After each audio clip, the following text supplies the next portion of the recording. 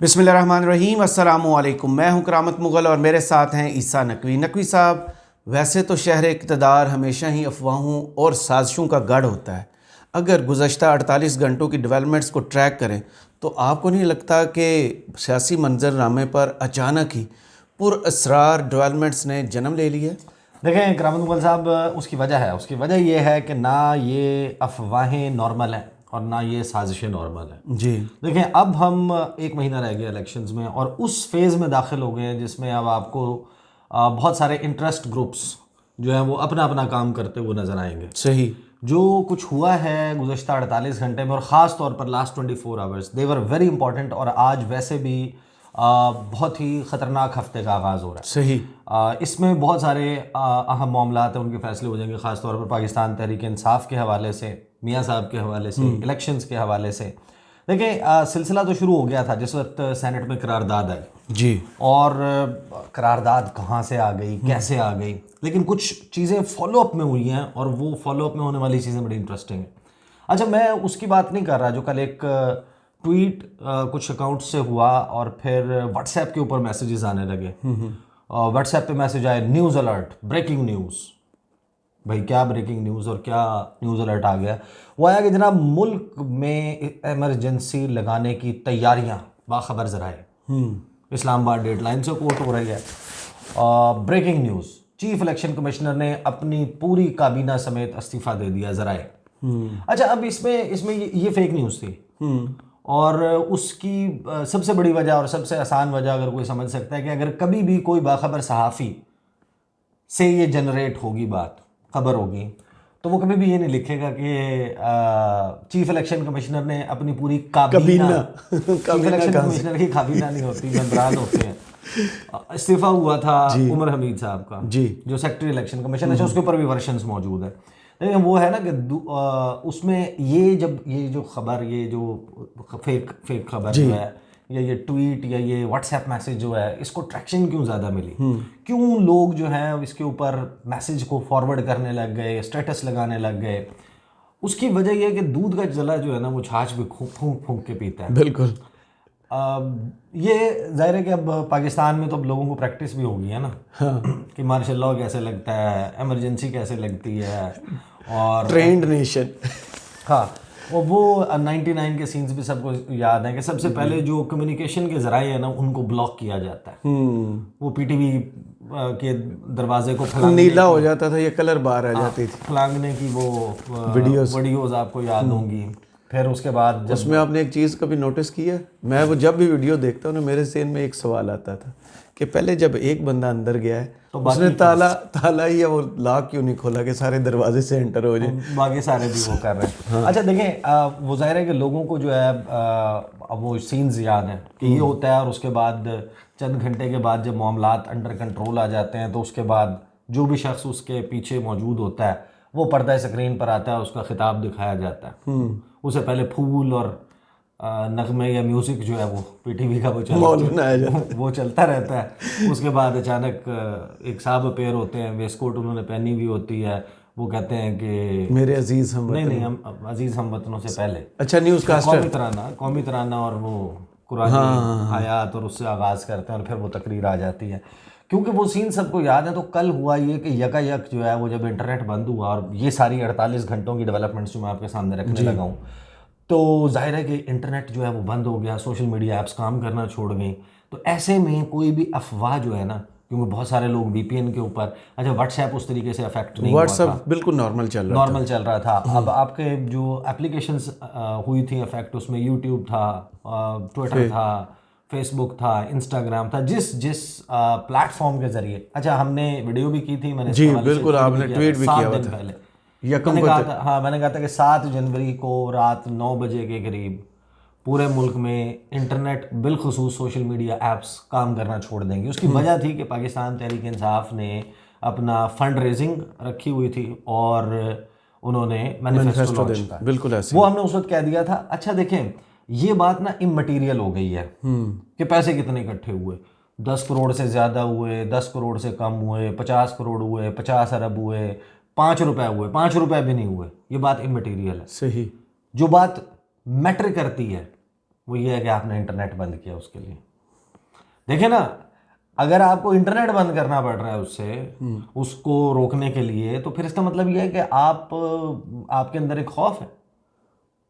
ये तो फिर आप यानी कि उन तमाम तज्जियों को, तमाम तबसरों को और तमाम खबरों को और तमाम सर्वेस को दुरुस्त साबित कर रहे हैं आप स्टैंप लगा रहे हैं कि कि सब ओके है, सब ठीक है वो बिल्कुल ठीक है। और पीटीआई जो है उसका उसका फंड रेजिंग इवेंट हुआ।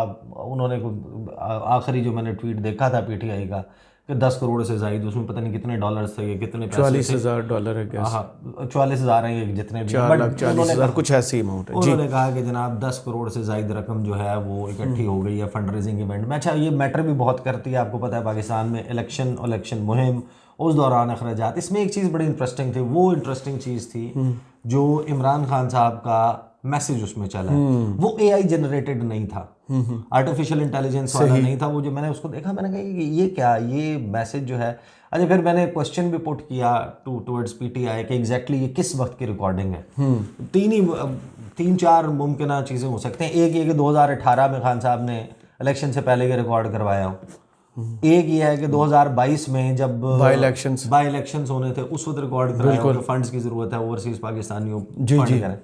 तीसरा हो सकता है कि उन्होंने जिस वक्त पंजाब और खैबर पख्तूनख्वा असम्बली की 14 मई की पंजाब की इलेक्शन की डेट आई थी सुप्रीम कोर्ट से, तो उस पर उन्होंने कहा होगा कि पैसे इकट्ठे कर लो। या फिर एक पॉसिबिलिटी वो हो सकती है जिसके हवाले से भी, यानी कि क्योंकि पीटीआई भी नहीं कंफर्म कर रही, किसी और ने भी कंफर्म नहीं किया, वो पॉसिबिलिटी ये है कि खान साहब ने जेल जाने से पहले पेशगी जो है वो ये मैसेजेस रिकॉर्ड करवाए थे।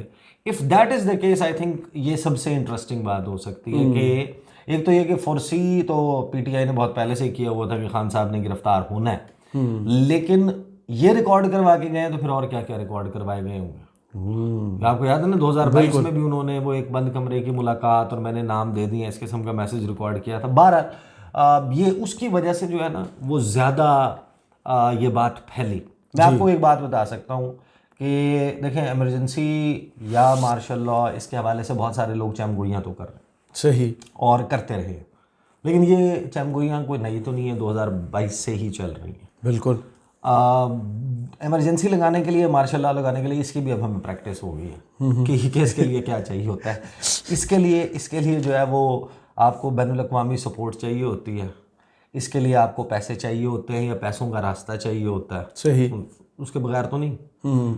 जाहिर है कि आप असल से बेहतर नकल फराहम करेंगे या जो पहले मौजूद चीज़ है उससे लोगों को निकालेंगे तो वो सक्सेसफुल हो सकता है ना, कोई भी इस किस्म की सिचुएशन।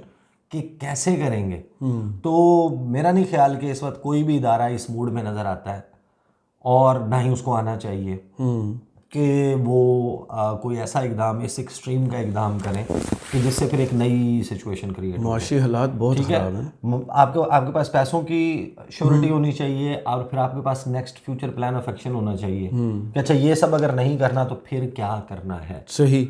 वो अपेरेंटली इस वक्त जितने हालात संगीन हैं ऐसा सच नज़र नहीं आता, लेकिन एक फिर बात जहन में ज़रूर ये मज़ीद आती है कि हमने तो जिससे भी जब भी वो देखा है कि वो ये ऐसा स्टेप तब होता है जब लोग एक्सपेक्ट नहीं कर रहे होते, सही, ये बातें कर करके नॉर्मल हो चुके होते हैं, तो अचानक इस किस्म का कुछ हो जाता है। तो जाहिर है कि ये अफवाहें और ये सिलसिला तो चलेगा। अब कुछ चीज़ें हुई हैं, डेवलपमेंट्स हुई हैं, वो मैं आपको बता देता हूँ। और उसमें सबसे इंटरेस्टिंग डेवलपमेंट ये है कि काजी फाइज ईसा साहब, चीफ जस्टिस ऑफ पाकिस्तान, वो उस डेवलपमेंट में काजी साहब को बेसिकली ये जो 48 घंटे गुजरे ना, इसमें काजी साहब को ये कहा गया कि ये लें काजी साहब, ये रहा आपका हुक्मनामा और वो रही आपकी लकीर। अच्छा। हाँ, उन्होंने कहा था ना पत्थर पे लकीर है। दूसरा उन्होंने कहा था कि जो शकूक व शुबहात है अबहाम है, ये बीवी के साथ करना है, टीवी पे नहीं करना। तो वो सब कुछ टीवी पे हो रहा है, हाँ, धड़ल्ले से हो रहा है, और ऐसा ज़बरदस्त तरीके से हो रहा है कि फजलुर रहमान साहब का तो पूरे का पूरा इंटरव्यू उसमें जो उनकी गुफ्तगू है उसी से मुतल्लिक। अच्छा, पहली डेवलपमेंट जो है ना वो मैं आपको बताता हूँ, सेक्रेटरी इलेक्शन कमीशन का इस्तीफा जी। अब इसके हवाले से मुख्तलिफ वर्शंस जो हैं वो सर्कुलेट कर रहे हैं मार्केट में। कुछ लोग जो है वो ये दावा कर रहे हैं कि सेक्रेटरी साहब जो हैं वो उन्हें किसी ने कहा है कि आप इस्तीफा दे दें। सही। फिर एक दावा ये चल रहा है कि नहीं वो तो नाला है, वो तो ठीक, वो ही इज़ नॉट सेटिस्फाइड और वो doesn't want to be part of it and फ्ला फ्ला फ्ला, और उनसे ये भी कहा जा रहा था और वो भी कहा जा रहा था। और तीसरा ये कि जिसकी ज़्यादा लोग तस्दीक कर रहे हैं और जिसके ऊपर इलेक्शन कमीशन का मौक़िफ़ भी है कि वो बीमार, जी, वो उनकी बड़ी शदीद तबीयत ख़राब है। कुछ लोगों ने कोविड और कोविड के आगे बिगड़ जाने के हवाले से बात की, कुछ मज़ीद मुख्तलिफ वो कह रहे हैं, लेकिन बहरहाल उनके बीमार होने, आईसीयू जाने, आईसीयू से आने और इस दौरान ड्यूटी के ऊपर किस तरीके से किन मुश्किलात का सामना रहा है, तो वो सारा तो चल रहा है। सही। इलेक्शन कमीशन ने इसके हवाले से बयान भी दिया और इलेक्शन कमीशन ने क्या कहा मैं आपको क्विकली बता देता हूँ before coming on to the other very important developments. जो इलेक्शन कमीशन है उसने कहा कि उमर हमीद एक ज़हीन और मेहनती अफसर हैं, उनकी सेहत ने इजाज़त दी तो वो जल्द अपने फ़राइज़ अंजाम देंगे।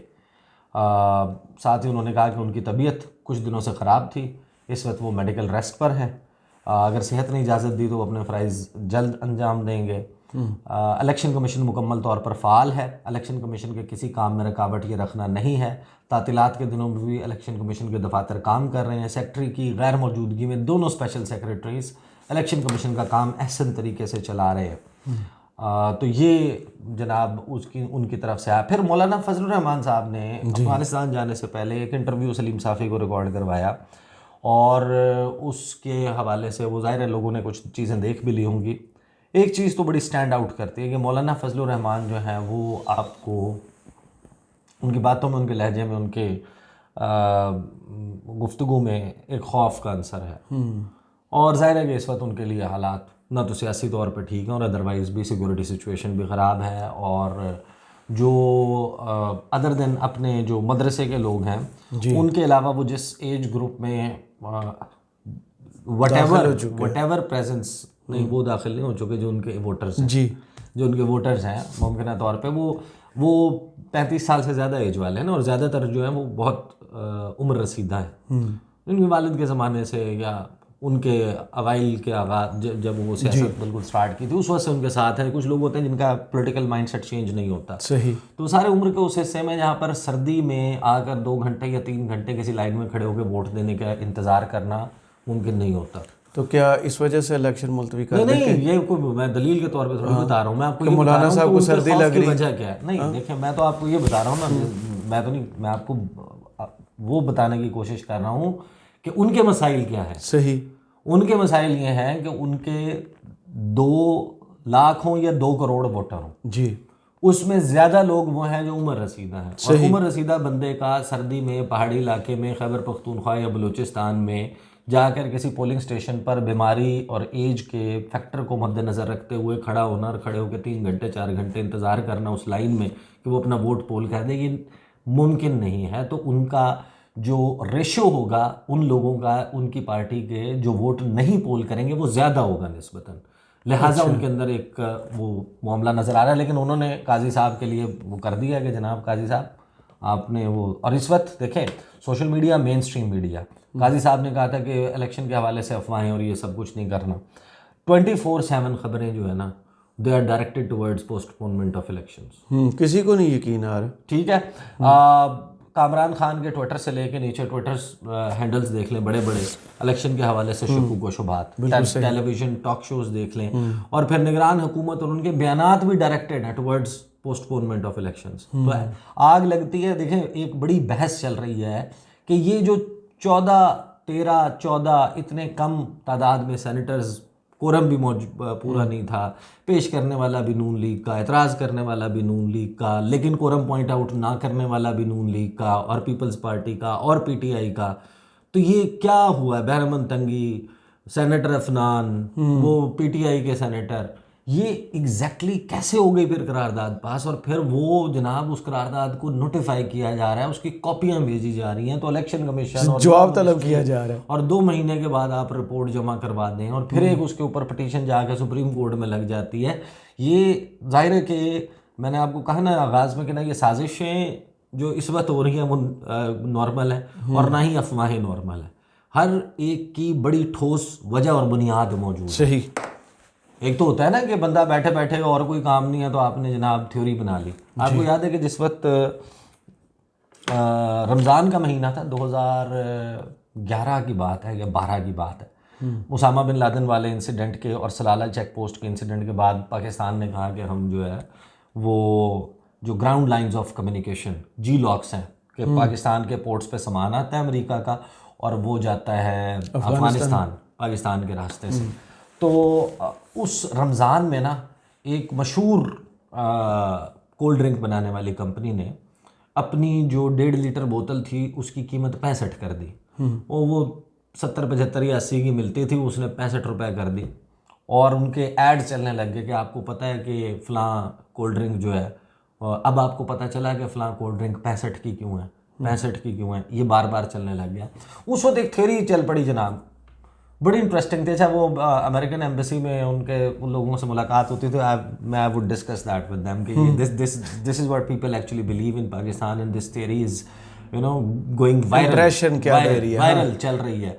वो ये चल रही थी थ्योरी उस वक्त के क्योंकि पाकिस्तान ने ग्राउंड लाइंस ऑफ कम्युनिकेशन बंद कर दी है, नेटो सप्लाई रूट रोक दिया। उस वक्त एक डिफेंस ऑफ पाकिस्तान काउंसिल भी बनी थी और वो जो कंपनी है वो स्टॉक बनाती थी ज़ाहिर है पाकिस्तान के लिए भी, लेकिन नेटो अफवाज के और अमरीकी अफवाज के इस्तेमाल के लिए वो अफ़गानिस्तान भी जाता था। अच्छा, अब क्योंकि वो सामान इतना ज़्यादा हो गया और वो बिक नहीं रहा, तो इससे पहले कि वो एक्सपायर हो जाए तो उन्होंने कम क्यों कीमत कर दिया, 65 रुपए की कर दिया ताकि ज़्यादा बिक जाए। लोगों ने इसके ऊपर ट्रस्ट किया था, इस थ्योरी के ऊपर। तो ये उस किस्म की थ्योरी नहीं है कि किसी दिन ने बना ली, हालांकि हर रमज़ान में बचत आती है वो। हाँ, बहुत सारे लोगों के फ़ायदे में है कि इलेक्शन ना हो। सही, बहुत सारे लोगों के फ़ायदे में है कि वो इलेक्शन ना हो। अब आप खुद सोचें ना, मतलब मोहसिन नकवी का दिल करता होगा, 1 साल से वो ठाठ से जनाब इधर जा रहा है, प्रोटोकॉल तो जनाब दिन रात एक किया हुआ है, तख्तियाँ लग रही हैं और जनाब वो अल्ले तलल्ले वो हॉस्पिटल्स में तो जनाब कश्ती में बैठ के सैलाबज़दा इलाकों का दौरा कर रहे हैं, प्लास्टिक से सड़कें बना रहे हैं, अंडरपास का इफ्तिताह कर रही हैं, मीडिया पे छाए हुए हैं, फलां कर रहे हैं जनाब, आर्टिफिशियल बारिश करेंगे हम लाहौर में और उससे स्मोक ख़त्म हो जाएगी, नहीं अच्छा नहीं इमरजेंसी लगानी पड़ेगी, लॉकडाउन करना पड़ेगा, अच्छा नहीं फलां करना पड़ेगा। और भाई आपका एक काम था, आपने इलेक्शन करवाना है और उसके लिए आपने नॉन कंट्रोवर्शियल तरीके से रहना है, डे टू डे अफेयर्स आपने देखने, दुनिया जहान के कोने खुदरे में घुसे हैं साहब। वो ज़ाहिर है फिर उसकी आदत हो जाती है बंदे को कि भाई मुझे मेरी आनियाँ जानियाँ भी तो देखो। ये प्रोटोकॉल, ये इक़्तिदार, ये 4 बंदे लेफ्ट पे 4 बंदे राइट पे। मौलाना ने क्या कहा जी, मौलाना कहते हैं कि माहौल की बेहतरी के लिए अगर इंतखाबात मुलतवी हो जाएं तो आसमान नहीं गिर पड़ेगा। मसला ये है कि ये जो माहौल की बेहतरी है ये इलेक्शन से ही मुमकिन है नहीं। हाँ, अच्छा, दूसरी बात ये कि जो माहौल की बेहतरी है, आपको याद है कि 8 अक्टूबर की तारीख दी थी सुप्रीम कोर्ट ऑफ पाकिस्तान में, इलेक्शन कमीशन ने खुद सिक्योरिटी, हाँ सिक्योरिटी हालात, जी बिल्कुल ऐसी है कि 8 अक्टूबर तक सब ये ठीक हो जाएगा, पैसे भी ठीक हो जाएंगे, सिक्योरिटी भी ठीक हो जाएगी, फलां भी ठीक हो जाएगा, फलां भी ठीक हो जाएगा, वो नौरीन भी चुप कर जाएगी। हाँ, इस इंतज़ार में कि हालात जो हैं वो मुवाफिक हों तो वो तो हमेशा किसी ना किसी पार्टी को सूट कर रहे होंगे और किसी ना किसी को सूट नहीं कर रहे होंगे। तो क्या ग्राउंड रियलिटी नज़र आती है। अच्छा, बहरहाल मौलाना जो है वो ये कहते हैं कि जो सेनेट में इलेक्शन मुलतवी करने की करारदाद है वो हमारे मौक़िफ़ की तायीद है, इलेक्शन का माहौल नहीं है, हम जलसों में नहीं जा सकते, हमारे जलसे में शिरकत पर लोगों को धमकियां दी जा रही हैं। अच्छा, ये this was the case with ANP and peoples party in 2008-13। बिल्कुल ऐसे था, मना थे, बहुत सारे जलसे नहीं कर सकते थे, बिल्कुल उनको थ्रेट्स थे, उन्होंने तो कभी ये नहीं कहा। साथ ही वो कहते हैं कि इस हालात की संगीनी का इदराक किया जाए, माहौल को इस काबिल बनाया जाए कि हम वोटर के पास जा सकें। बलूचिस्तान खैबर पख्तूनख्वा में वो नहीं है, लेकिन अगर इंतखाबात हर सूरत में मुसल्लत किए जाते हैं तो फिर हम इलेक्शन में हिस्सा लेंगे, हम इलेक्शन से भागने वाले नहीं हैं। फिर कैसे होते हैं इलेक्शन से भागने वाले? अफगानिस्तान पहुंच उनके क्या चेहरे के ऊपर क्या वो चिट लेके आते हैं कि हम इलेक्शन से भाग रहे? वो ऐसे ही होते हैं ना इलेक्शन से भागने वाले, जो बता रहे होते हैं कि फलां, उनका खौफ बातों से ही पता चलता है। और यानी कि ये तो कोई नई बात ही नहीं है। मौलाना साहब ने तो पुरानी हुकूमत को एक्सटेंशन देने के लिए भी पूरा जोर लगाया था जी, शहबाज शरीफ की। उन्होंने तो ये भी जोर लगाया था कि इलेक्शन शुरू से सबको मालूम है कि वो तो ये बात करते आ रहे हैं, अभी तो 8 फरवरी की और फरवरी की तारीख भी नहीं आई थी, तो तब से इलेक्शन पोस्टपोन करने की बात कर रहे हैं। अच्छा, फिर जनाब अगली जो है वो डेवलपमेंट्स ज़ाहिर है कि पीपल्स पार्टी ने क्या कहा, इंतखाबात का माहौल बन चुका है, सियासी बहरान से निकलने का वाहिद रास्ता आम इंतखाबात है। अच्छा, बिलावल की तकरीर आप देखें और पीपल्स पार्टी के सेक्रेटरी इत्तलाह जो फैसल करीम कुंडी है उनका बयान देखें। उन्होंने कहा फलां की करारदाद भी ले आओ, OIC से भी करारदाद, अक़वाम मुत्तहिदा से ले आओ, इलेक्शन तो होगा। हाँ वो भाई इलेक्शन होगा। आप बताएंगे आपने इस इलेक्शन को इस मखमसे में डालने के लिए जो आइन शिकनी के सहूलत कारी की है उसका कोई जवाब है? जिस वक्त हम आपको प्रोग्राम्स में बैठ के, मैं किसी दिन इनमें से जब किसी को बुलाऊंगा ना, मैं उनके क्लिप्स निकालूंगा। मैं अपने प्रोग्राम्स में बार बार सवाल कर, मैं कहता था कि आप आएंगे मेरे पास, इलेक्शन जब रखने में जाएगा, अल्लाह ना करे कि वो स्टेज आए जी, तो मैं आपको आपके बयानात निकाल के दिखाऊंगा। आप कहते थे कि इलेक्शन डिले हो जाएगा तो कोई आसमान नहीं टूट जाएगा और ये आइन शिकनी नहीं है और इसका कोई इम्पैक्ट नहीं। हम कहते हैं यार आपके क्रेडिट पे आपने आइन बनाया था, इस मुल्क को, इस सरजमीन बेआइन को आइन दिया था, आप ही आइन शिकन बन रहे हैं, उसकी सहूलत कारी कर रहे हैं। उस वक्त इनके जनाब वो मामलात और होते थे। फिर इरफान सिद्दीकी साहब, अच्छा ये भी जो बात होती है ना कि जब आप इलेक्शन के हवाले से बयानात दे रहे हैं तो जाहिर है कि आप बिला वजह तो बयान नहीं दे रहे ना। सही, यानी आप ये कहें कि जनाब मैं बाहर जा रहा हूँ, मैंने छतरी भी ले लिया है, मैंने फ़लाँ चीज़ भी, तो इसका मतलब ये कि आप ये कह रहे हैं कि यू आर एक्सपेक्टिंग कि बारिश होगी जी। तो जब आप ये बातें कर रहे हैं तो इसका मतलब ये कि यू आर एक्सपेक्टिंग कि इलेक्शन डिले होगा, उसकी पेशबंदी के तौर पे बयानात दे रहे हैं ना। सही। इरफान सिद्दीकी साहब ने ज़बरदस्त एक, वैसे इसके ऊपर अलग से वीडियो बनती थी, लेकिन उन्होंने कहा टिकटों की तकसीम में मुश्किलात और इंतखाबी मुहिम चलाने में पीछे हैं। इरफान सिद्दीकी का एतराफ़, उन्होंने कहा कि हमें टिकटों की तकसीम में मुश्किलात का सामना, इंतखाबी मुहिम चलाने में भी हम पीछे हैं, लेकिन सिर्फ नून लीग है जिसकी बस भरी हुई है। तो फिर टिकट क्यों नहीं बिक रहे है? नहीं तो बस भरी है तो टिकट बिकता है ना। सुने ना, तो भाई अगर खाली जेब वाला बैठा है तो नीचे उतार दे। स्टूडेंट बैठे हुए हैं जो आपको पता कराया, स्टूडेंट तो अलाउ है, या फिर आपने अगर बस को सियासी कचरे से भरा हुआ है तो वो तो कोई भी भर सकता है। नहीं, वो बस के ड्राइवर या कंडक्टर के रिश्तेदार बैठे हुए तो। अच्छा, उसके बाद जनाब साथ ही कहते हैं कि नून लीग ने लोटों के मुतालिक अपने नज़रिए पर समझौता नहीं किया। राजा रियाज किधर है? राजा रियाज को सेंड करने चाहिए। यानी ये कह रहे हैं नज़रिए पे समझौता नहीं किया, यानी कि आप 2024 को छोड़ दें ना जी, 2022-23 को छोड़ दें, आप पहले बता देंगे आपने काफ लीग में जो 2008 में जो काफ लीग में चले गए थे, मियाँ साहब ने आके सवाए चौधरी शुजात परवेज़ इलाही फैमिली को काटा लगा के बाकी सबको, जाहिद हामिद जी, और एक एक बंदा इन्होंने अमीर वापस मकाम, लिया। खंजर बदल भाई मुशर्रफ साहब के। हाँ, किस को नहीं जनाब वो किया। तो ये उन्होंने कहा, और फिर उन्होंने कहा तौजी पेश की, उन्होंने कहा देखें हमने ना कुछ पार्टी जब PDM बनी थी ना उस वक्त हमने कुछ लोगों से वादे किए थे, वादों के चुंगल में फंस गए हैं और बिलावल के ऊपर तनकीद वगैरह की। साथ ही जनाब शहबाज शरीफ साहब का लतीफ़ा यह है कि नून लीग हुकूमत बनाकर अवाम और मालियाती इदारों को साथ लेकर चलेगी। कैसे? नहीं, ये वो शख्स है जिन्होंने IMF की एक बात प्रेशर को ऐसे ट्रांसफ़र किया है अवाम के ऊपर, जिस तरह ये होता है ना कि यार दो मेरी तरफ वो आपने देखा कभी क्रिकेट में अगर डबल थ्रो होती है एक प्लेयर से दूसरे प्लेयर की तरफ, तो थ्रो कितनी स्पीड से अगले वाला फेंकता है। इन्होंने वो काम किया था। ये भाई ये IMF से पकड़ते ज्यादा जोर से अवाम की तरफ फेंके। वो कहते हैं अपना दो चपेड़ा मेरी तरफों भी ला दे। यानी जब ये सागडार को गालिबन वो कहते थे ना जब पेट्रोल वो कम होगा, रिलीफ होगा, ये दे देंगे, ये सारी कहानियाँ इनकी ना। फिर निगरान वज़ीर आज़म ने भी फैसला आवाम को करना है, 9 फरवरी को पता लग जाएगा कि किसके हक़ में फ़ैसला दिया। अच्छा, इनका बयान भी इलेक्शन के इनकाद से रिलेटेड। निगरान वज़ीर इत्तलात मुर्तज़ा सोलंकी साहब ने कहा मुल्क ख़तरात के बावजूद इलेक्शन में जा सकता है। डाउट ख़तरात हैं इलेक्शन के हवाले से और जा सकता है, जाएगा नहीं, जा सकता है, ये इन्होंने जनाब वो किया। तो ऑब्वियसली इस वक्त एक जब ऐसा मंजरनामा है हमारे सामने, सियासी मंजरनामा के जिसमें ये सारी डेवलपमेंट्स हो रही हैं और ये हफ़्ता बहुत इम्पॉर्टेंट है। आज से काजी साहब इस सारे मामले पे, ये जो 48 घंटे में डेवलपमेंट्स हो गई हैं, इस पे वो अपनी अदालत में क्या रिमार्क्स देते हैं, क्या गुफ्तगू फैसला सुनाना आज जी।